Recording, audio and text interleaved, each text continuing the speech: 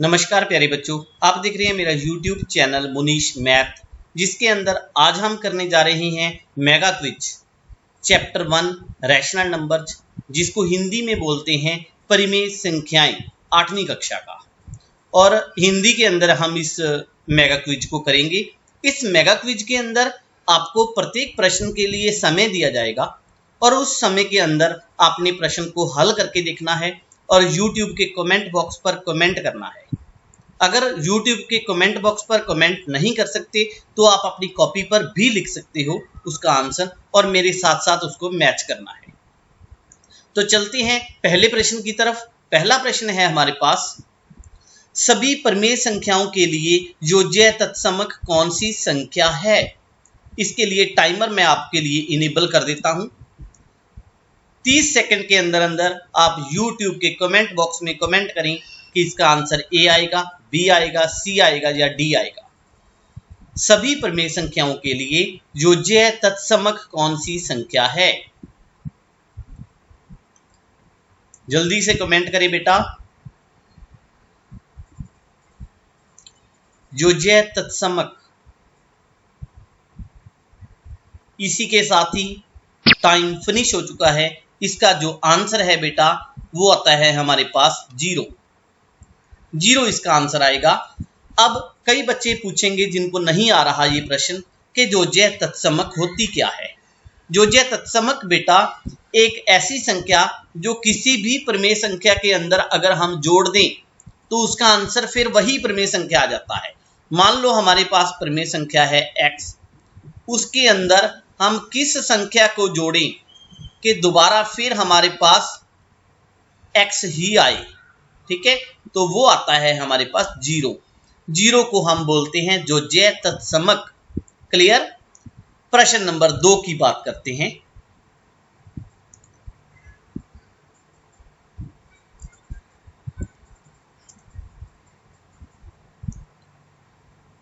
एक minute wait करें। Yes, दूसरा प्रश्न है आपके पास, सभी परिमेय संख्याओं के लिए गुणात्मक तत्समक कौन सी संख्या है? इसके लिए मैं टाइमर इनेबल कर दिया है मैंने।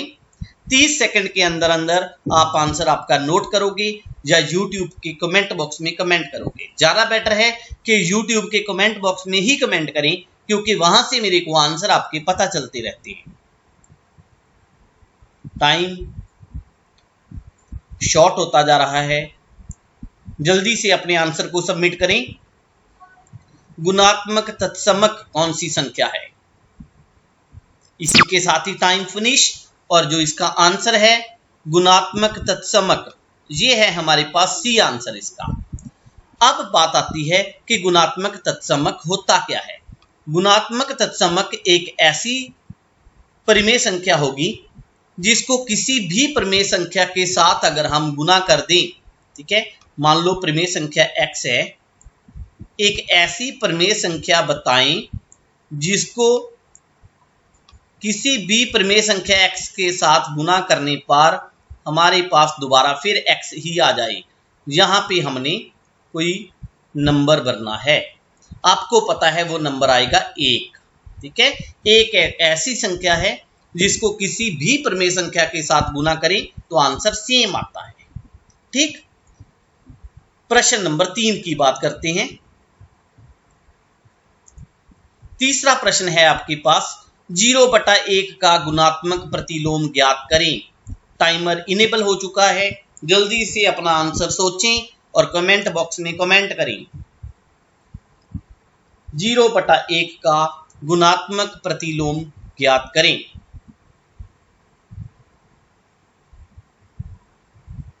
टाइम शॉर्ट होता हुआ, जल्दी से अपना आंसर नोट करें या कमेंट बॉक्स में कमेंट करें। इसी के साथ ही टाइम फिनिश्ड। तो बेटा इसका जो आंसर है आपके पास, आंसर आएगा परिभाषित नहीं, ये आंसर आएगा। अब इसकी एक्सप्लेनेशन क्या है, क्यों आया ये परिभाषित नहीं? क्योंकि 0/1 का गुणात्मक प्रतिलोम, गुणात्मक प्रतिलोम क्या होता है, किसी भी संख्या को हम उल्टा करके लिख देते हैं तो उसको गुणात्मक प्रतिलोम लिखते हैं। अगर हम 0/1 को उल्टा करके लिखते हैं तो आंसर क्या आना चाहिए? आंसर आना चाहिए 1/0। आपको पता है कि 0 से कभी भी विभाजन नहीं होता, ठीक है ना। तो फिर 1/0 है जो वो पॉसिबल नहीं है, इसलिए 0/1 का गुणात्मक प्रतिलोम है जो वो परिभाषित नहीं है। क्लियर। प्रश्न नंबर 4, चौथे प्रश्न की तरफ चलते हैं। चौथा प्रश्न है हमारे पास, निम्न में से वो संख्या ज्ञात करें जो अपने आप का गुणात्मक प्रतिलोम है। टाइमर इनेबल हो चुका है, जल्दी से अपना आंसर सोचें और सबमिट करें। निम्न में से वो संख्या ज्ञात करें जो अपने आप का गुणात्मक प्रतिलोम है।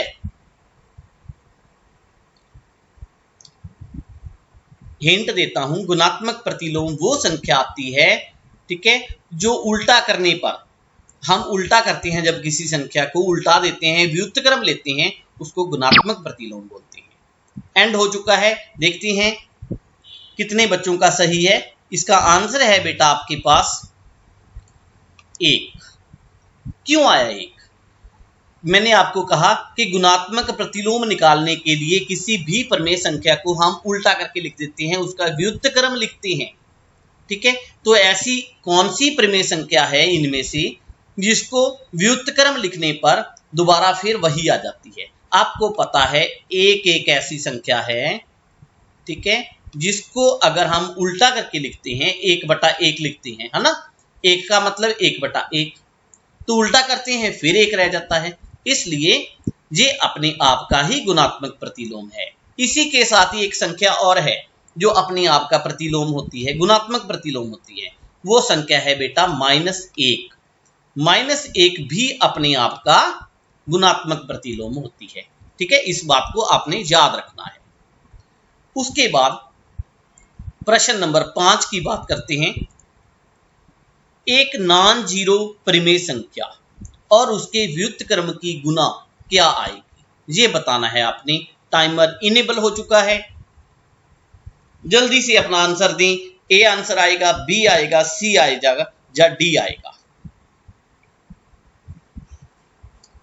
एक नॉन जीरो परिमेय संख्या और उसके व्युत्क्रम की गुना क्या आएगी? बड़ा आसान प्रश्न है, इसको अगर आप सोचेंगे। टाइम फिनिश होता हुआ, इसी के साथ ही टाइम फिनिश हो चुका है और जो आपका आंसर है वो है हमारे पास 1। क्यों आया 1? कोई भी नॉन जीरो परिमेय संख्या ले लो, ठीक है, और उसका व्युत्क्रम ले लो। आपको पता है कि किसी संख्या, मान लो 4/5 ले ली मैंने, 4/5। अब इसका व्युत्क्रम क्या होगा? इसका व्युत्क्रम होगा 5/4। आपको बताया है ना, व्युत्क्रम का मतलब या गुणात्मक प्रतिलोम का मतलब उल्टा करना होता है। अगर इसको हम हल करेंगे तो 4 के साथ 4 कैंसिल, 5 के साथ 5 कैंसिल, है ना। तो फिर आंसर कितना आएगा? आंसर आएगा 1। इसलिए किसी भी नॉन जीरो परिमेय संख्या और उसके व्युत्क्रम की गुना हमेशा 1 होती है। प्रश्न नंबर 6, छठा प्रश्न है हमारे पास, सभी परिमेय संख्याओं का व्युत्क्रम होता है, सही या गलत में आपने आंसर देना है। टाइमर इनेबल है, 30 सेकंड है आपके पास। बड़ा सिंपल सा प्रश्न है, ट्रू या फॉल्स, ये लिखना है आपने कमेंट बॉक्स के अंदर। देखते हैं कितने बच्चे इसको सही कर पाएंगे। अभी जो हमने पहले प्रश्न की हैं उनमें से ही इसका आंसर आ जाता है कि सभी परिमेय संख्याओं का व्युत्क्रम है या नहीं है। जल्दी से सबमिट करें। इसी के साथ ही टाइम फिनिश हो चुका है और इसका जो आंसर है इसका गलत। क्यों? क्योंकि परिमेय संख्या के अंदर एक संख्या होती है 0, है ना, होती है ना 0। आपको बताया है कि 0 का कोई व्युत्क्रम नहीं होता, मतलब 0 को हम 0/1 लिख सकते हैं, लेकिन 1/0 परिभाषित नहीं होता। इसलिए सभी प्रमेय संख्याओं का व्युत्क्रम नहीं होता।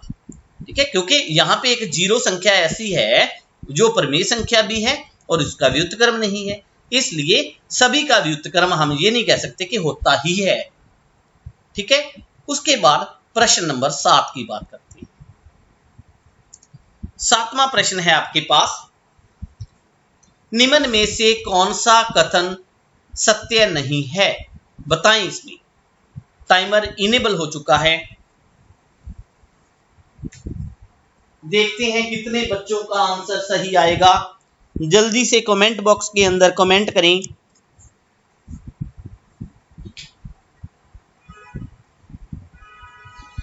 टाइम शॉर्ट होता हुआ, बड़ा आसान प्रश्न है।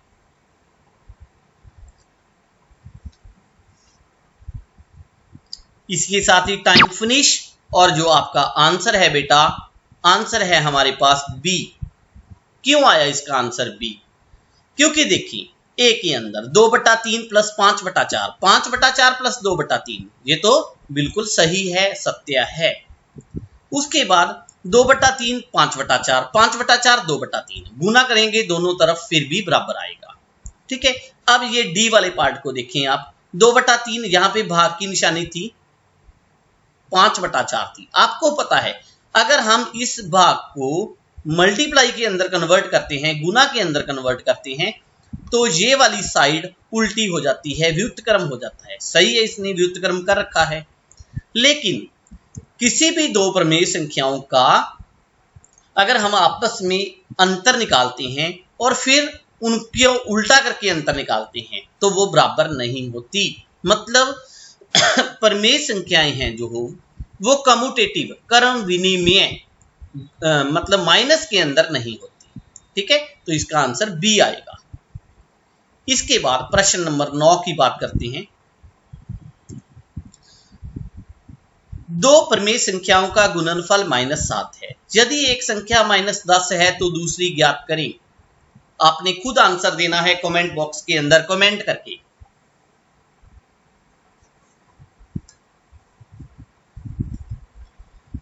जल्दी से अपने आंसर को सबमिट करें। बड़ा आसान प्रश्न है। दो संख्याओं की गुना दे रखी है, एक संख्या दे रखी है, दूसरी ज्ञात करनी है हमने। जल्दी करें बेटा, टाइम फिनिश हो चुका है। और जो इसका आंसर है वो आएगा हमारे पास 7/10। ये इसका आंसर आएगा 7/10। अब ये क्यों आया ये बताता हूं मैं आपको। देखो, दो संख्याओं का गुणनफल -7 है ना। ठीक है, इसमें से एक संख्या ये है, दूसरी ज्ञात करनी है। कैसे आएगी? इस गुणनफल को हम भाग दे देते हैं इस संख्या से।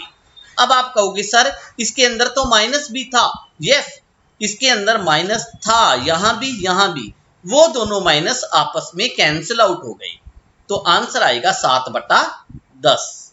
क्लियर? इसके बाद प्रश्न नंबर 10, 10th प्रश्न है हमारे पास। एक संख्या जिसमें p/q के रूप में व्यक्त किया जा सके, जहां p और q पूर्णांक हैं और q 0 नहीं है। यहां पे देखें, इन्होंने कहा q 0 नहीं है, तो उस संख्या को क्या कहते हैं ये आपने बताना है। क्या कहते हैं उस संख्या को? टाइमर इनेबल है। ए बी सी डी के अंदर एक आंसर आएगा, कमेंट बॉक्स में लिखें। आंसर ए होगा, बी होगा, सी होगा या डी होगा। बड़ा आसान प्रश्न है। ये तो एक डेफिनेशन है, परिभाषा है आपके पूरे चैप्टर की।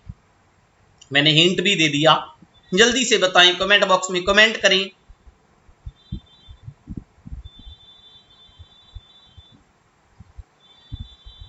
टाइम फिनिश हो चुका है और आपका जो आंसर है बेटा वो है डी, परिमेय संख्या।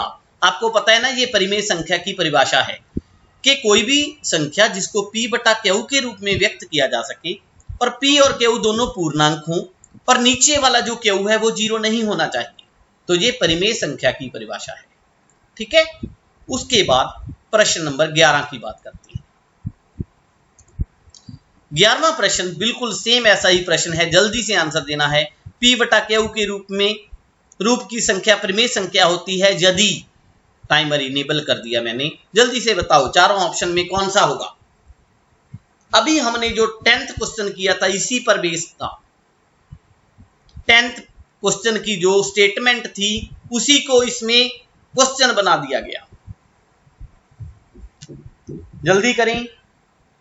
P बटा Q के रूप में कोई संख्या प्रमेय संख्या होगी यदि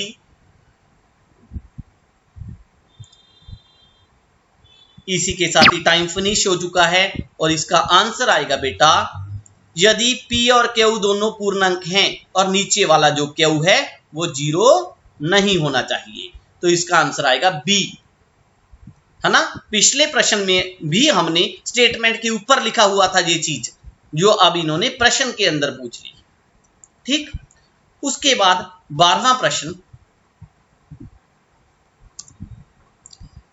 संख्यात्मक व्यंजक 3/8 प्लस -5/7 बराबर में -19/56 दर्शाता है। मतलब इन दोनों का जोड़ ये पड़ा है, तो यहाँ पे जो गुणधर्म लगा हुआ है वो कौन सा लगा हुआ है आपने बताना है। टाइमर इनेबल कर दिया मैंने। पहला है प्रमेय संख्याएं योग के अंतर स्वतंत्र है, फिर दूसरा योग के अंतर स्वतंत्र नहीं है, तीसरा गुणन के अंदर, चौथा योग के अंदर क्रम विनिमय नहीं है। देखते हैं कौन सा बच्चा क्या आंसर देता है।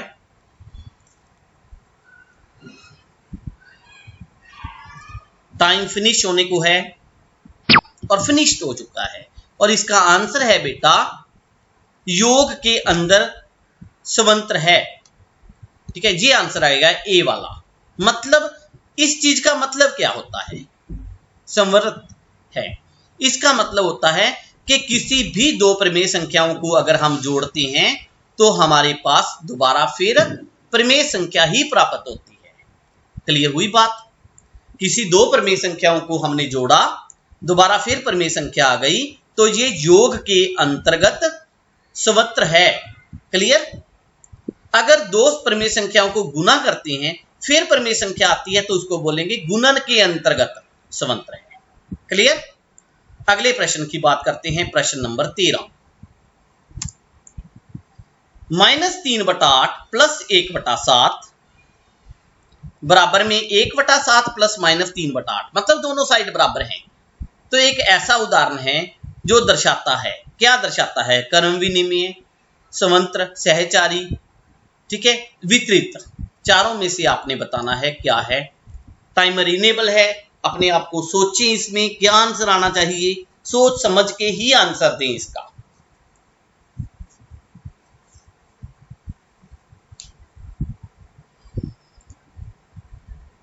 ये बड़े इंपॉर्टेंट क्वेश्चन है बेटा पेपर्स के लिए। किसी भी पेपर में, किसी भी कंपटीशन एग्जाम में जिसमें 8th कक्षा का पहला चैप्टर आता है तो ऐसे प्रश्न अक्सर ही पूछे जाते हैं। टाइम आपका समाप्त हो चुका है और इसका जो आंसर आएगा हमारे पास वो है क्रम विनिमय, योग के अंदर क्रम विनिमय। ठीक है, योग क्रम विनिमय, ये आंसर आएगा इसका, ये वाला योग क्रम विनिमय। क्लियर।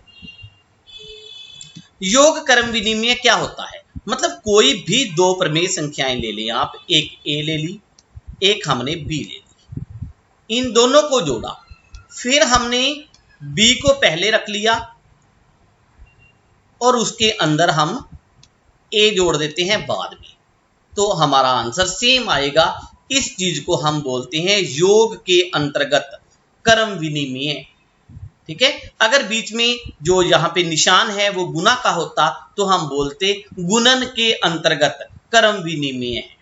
क्रम विनिमय के अंदर दो होते हैं ए बी। ठीक है, दो संख्याओं पे ऑपरेशन किया जाता है। ऑपरेशन का मतलब प्लस माइनस मल्टीप्लाई डिवीजन, कुछ भी। उसके बाद प्रश्न नंबर 14 की बात करते हैं। 14वां प्रश्न है हमारे पास, निम्न में से कौन सा व्यंजक यह दर्शाता है कि प्रमेय संख्याओं का गुणन सहचारी है। सहचारी, ठीक है, जिसको हम इंग्लिश में एसोसिएटिव बोलते हैं। तो बताओ ए बी सी डी में कौन सा आंसर आएगा। टाइमर इनेबल है आपके लिए। बड़ा आसान प्रश्न है।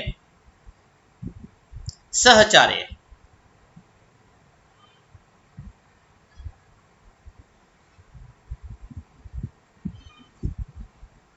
देखते हैं कितने बच्चे इसका आंसर सही दे पाते हैं। टाइम फिनिश होने को है। 4, 3, 2, 1 और एंड।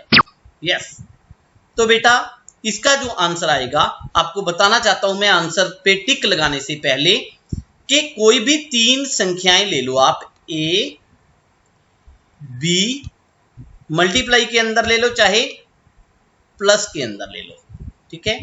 सी, यहां पे हमारा प्रश्न है जो वो मल्टीप्लाई पर है। कोई भी 3 संख्याएं ले लो, पहले पहली 2 पर ब्रैकेट ले लो, फिर दूसरी 2 पर ब्रैकेट ले लो। जहां उल्टा भी हो सकता है कि पहले लास्ट वाली 2 पर ब्रैकेट है ऐसे करके, और फिर पहली पर ब्रैकेट है, लेकिन इनकी जो तरतीब है, इनकी सीक्वेंस है, वो सेम रहनी चाहिए। तो देखो इनमें से किसकी सीक्वेंस सेम रह रही है। 2/3, 6/7, 3/5, देखो सेम सीक्वेंस है। यहां पे लास्ट वाली 2 पर है हमारे पास ब्रैकेट, यहां पे पहले वाली 2 पर ब्रैकेट है, लेकिन सीक्वेंस सेम है बिल्कुल। और देखते हैं, यहां पे देखें सीक्वेंस बिगड़ी हुई है, क्योंकि 6/7 पहले बीच में था, यहां पे एंड में चला गया, ठीक है। यहां पे देखें सीक्वेंस बिगड़ी हुई है, यहां पे भी 3/5 को बिल्कुल आगे ले आई थी। यहां पे भी देखें सीक्वेंस बिगड़ी हुई है, क्यों? 2/3 माइनस 6/7 फिर 3/5। अच्छा, यहां पे सीक्वेंस जो है, यस 2/3 को बीच में ले आएगी, यहां भी देखें ये गलत है, ठीक है। तो पहला ही इसका ऑप्शन है जिसके अंदर तीनों की सीक्वेंस सेम रहती है, और जो ब्रैकेट हैं पहले लास्ट वाले पे थे, फिर पहले वाले पे है। ये उल्टा भी हो सकता है कि पहले पहले वाले पे ब्रैकेट हो 2 के, फिर लास्ट वाले पे हो। मतलब ये 3 पर डिपेंड करता है, 3 पे। इसको बोलते हैं सहचार्य। क्लियर? उसके बाद प्रश्न नंबर 15 की बात करते हैं। 15वां प्रश्न है हमारे पास 0, 0। ये क्या है? प्रमेय संख्याओं के योग के लिए तत्समक, घटाने के लिए तत्समक, गुणन के लिए तत्समक, विभाजन के लिए तत्समक। टाइमर इनेबल कर दिया गया है। देखते हैं कौन बच्चा बताएगा कि ये योग के लिए तत्समक है, गुणा के लिए है, घटाने के लिए है, या विभाजन के लिए है। बड़ा आसान प्रश्न है। हिंट देता हूं आपको। 0 को जोड़ने पर, घटाने पर, गुना करने पर या विभाजन करने पर वो प्रमेय संख्या दोबारा फिर वही रहती है। अब तो बिल्कुल क्लियर हो गया होगा ना क्या आंसर आना चाहिए इसका। टाइम फिनिश है।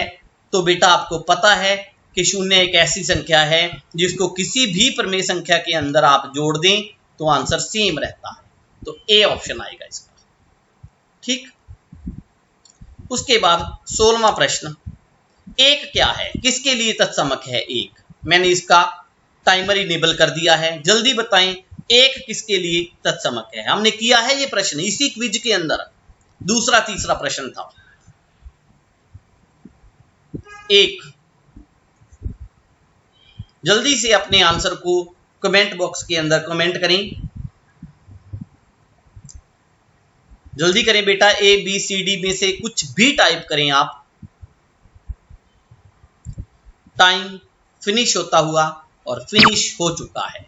तो बेटा एक ऐसी संख्या है, आपको पता है किसी भी प्रमेय संख्या से गुना कर दें इसको तो फिर वही प्रमेय संख्या आ जाती है। तो सी इसका आंसर है जो बिल्कुल सही है। उसके बाद 17वां प्रश्न है -7/19 का जोज्य प्रतिलोम बताएं। टाइमर इनेबल हो चुका है। जोज्य प्रतिलोम बिल्कुल क्लियर है आपको। हिंट बताता हूं, जोज्य प्रतिलोम के अंदर माइनस का प्लस बन जाता है, प्लस का माइनस बन जाता है।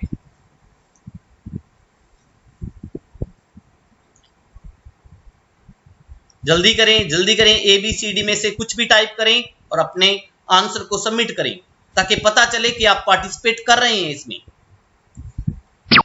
एंड हो चुका है टाइम। तो इसका जो आंसर है हमारे पास 7/19। आपको बताया है ना, जो जय प्रतिलोम किसी प्रमेय संख्या का वो होता है जिसको अगर हम वो माइनस की है तो हम प्लस की बोल देते हैं, प्लस की है तो माइनस की लिख देते हैं। क्लियर। उसके बाद 18वां प्रश्न, एक ऋणात्मक प्रमेय संख्या का गुणात्मक प्रतिलोम क्या होगा? टाइमर इनेबल है, जल्दी बताएं। ऋणात्मक कोई प्रमेय संख्या है, उसका हमने गुणन प्रतिलोम निकाल दिया तो कैसी संख्या आएगी हमारे पास? बड़ा आसान है, जल्दी करें। ए बी सी डी में से कुछ भी कमेंट बॉक्स में कमेंट करें। जल्दी बेटा पार्टिसिपेट करना चाहिए क्विज के अंदर। जितना क्विज के अंदर पार्टिसिपेट करोगे उतना ही आपकी इंटेलिजेंसी लेवल बढ़ेगा। फिनिश हो चुका है जो टाइम, तो आपका जो आंसर है वो एक ऋणात्मक संख्या ही आएगा। ठीक है, बी ऑप्शन आएगा। बी ऑप्शन मीन्स किसी ऋणात्मक संख्या का अगर हम गुणात्मक प्रतिलोम निकालते हैं दोबारा फिर ऋणात्मक ही आता है, क्योंकि हमने उसकी जो सिंबल है उसको चेंज नहीं करना होता, सिर्फ उसका प्रतिलोम निकालना होता है। अगला प्रश्न है हमारे पास 19, x + 0 बराबर में 0 + x बराबर में x। ठीक है, तो 0 यहां पे क्या कहलाता है? बड़ा आसान प्रश्न है, टाइमर इनेबल है, बड़े बार हो चुका है जी प्रश्न। जल्दी करें, अपने आंसर को सबमिट करें। बड़ा आसान प्रश्न है बेटा, कितनी ही बार हमने इस बात की बात कर चुके हैं। टाइम फिनिश होता हुआ, इसी के साथ ही टाइम फिनिश हो चुका है। तो इसका जो आंसर है 0, जहां पे 0 किसी भी प्रमेय संख्या के अंदर जोड़ते हैं आंसर, ठीक है, दोबारा फिर वही आ जाता है। देखो, चाहे हम लेफ्ट साइड पे जोड़े, राइट साइड पे जोड़ें, चाहे लेफ्ट साइड से जोड़ें, आंसर सेम आता है। तो 0 क्या है? 0 एक जो जय प्रतिलोम नहीं है, सॉरी, प्रमेय संख्याओं के योग के लिए तत्समक है ना। बताया था ना हमने पहली बार कि 0 एक तत्समक है।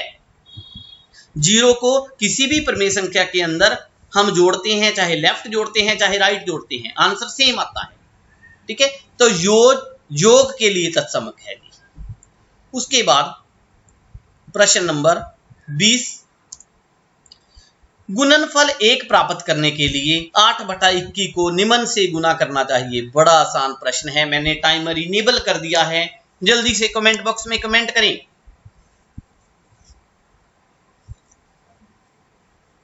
टाइम शॉर्ट होता हुआ,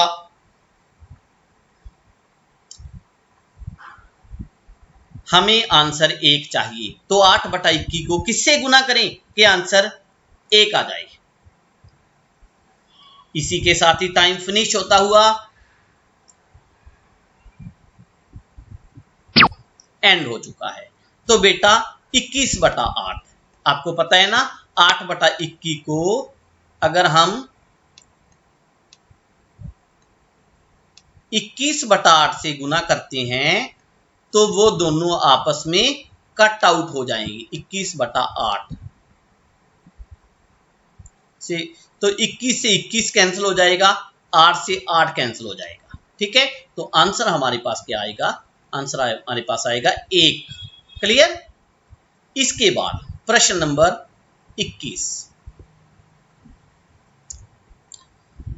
-1 सही 1/7 का गुणात्मक प्रतिलोम। गुणन का मतलब गुणात्मक प्रतिलोम, जल्दी बताएं। हिंट देता हूं इसके लिए आपको। पहले आपको ये जो प्रमेय संख्या दे रखी है, ठीक है, -1 सही 1/7, इसको सिंपल प्रमेय संख्या के अंदर कन्वर्ट करना पड़ेगा, जिसको बोलते हैं सही को तोड़ना, अनुचित भिन्न। टाइम फिनिश होता हुआ, यस फिनिश हो चुका है। तो इसका जो आंसर आएगा गुणन प्रतिलोम 7 × 7, 7 × 8/7 आएगी ये, है ना, अनुचित भिन्न। तो इसको हम उल्टा करेंगे तो 7/8 आ जाएगी और माइनस का सिंबल यहीं रहेगा। ये आंसर आएगा इसका। क्लियर? देखो इस भिन्न को अगर हम खोलते हैं तो हमारा आंसर आता है 7 एकम 7 प्लस 1 8, 8 बटा में 7, 8 बटा में 7, ये हमारा आंसर आएगा, माइनस जहां पे पड़ा था। उल्टा करते हैं, माइनस चाहे ऊपर रखो चाहे नीचे रखो कोई फर्क नहीं पड़ता, ठीक है। तो ये वाला आंसर आता है 7 बटा -8। अगला प्रश्न, प्रश्न नंबर 22। यदि प्रमेय संख्या x का व्युत्क्रम y है तो y का व्युत्क्रम क्या होगा? बिल्कुल आसान प्रश्न है, मैं टाइमर इसके लिए इनेबल भी नहीं करता, मैंने एंड कर दिया। जल्दी से इसका आंसर दो, 5 सेकंड है आपके पास।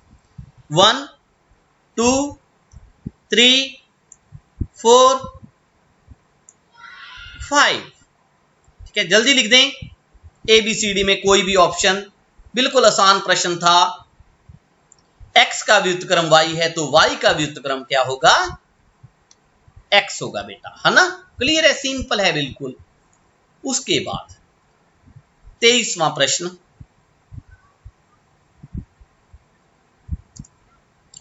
दी गई प्रमेय संख्याओं के बीच हम ज्ञात कर सकते हैं। बताएं क्या ज्ञात कर सकते हैं हम? टाइमर इनेबल हो चुका है, खुद पढ़ें इस स्टेटमेंट को।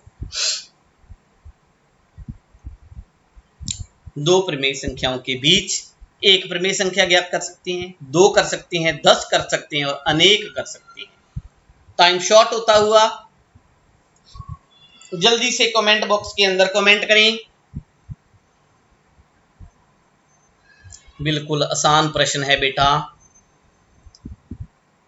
Time finish. और आपका जो आंसर है इसका वो है अनेक प्रमेय संख्याएं, अपरिमित रूप में अनेक प्रमेय संख्याएं, ठीक। उसके बाद लास्ट प्रश्न 24वां प्रश्न है इसका, निम्न में कौन सा कथन सदैव सत्य है? ठीक है, सदैव सत्य है।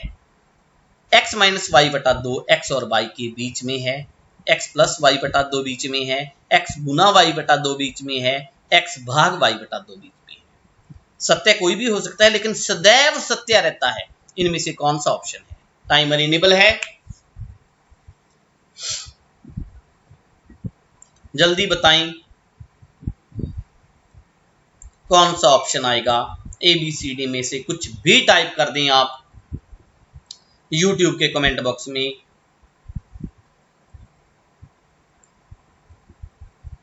टाइम शॉर्ट होता हुआ 4 3 2 1 0। यस, तो इसका आंसर आएगा हमारे पास x प्लस वाई बटा में 2।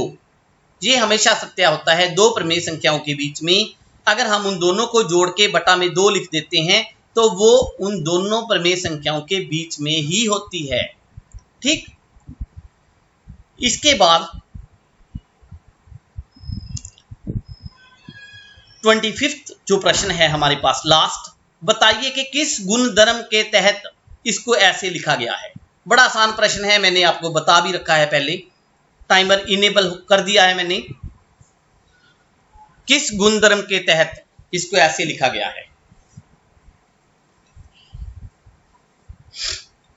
क्विज में पार्टिसिपेट किया करो बेटा, और जो आंसर है वो सबमिट जरूर किया करो। किस गुणधर्म द्वारा इसको ऐसे लिखा गया है?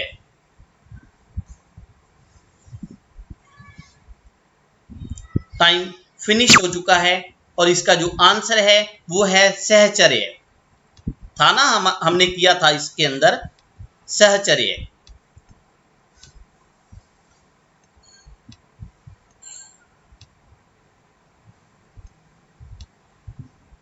सहचर्य इसका एक गुणधर्म है जिसमें हम क्या करते हैं, यहाँ पे ना 3 प्रमेय संख्याएं होती हैं जिस पर ऑपरेशन होता है ABC, लेकिन शर्त ये होती है कि वो तीनों की जो तरतीब है वो सेम रहनी चाहिए, सिर्फ ब्रैकेट का अंतर होता है उसके अंदर, ठीक है। तो इसी के साथ ही हमारा ये जो क्विज है वो समाप्त हो चुका है।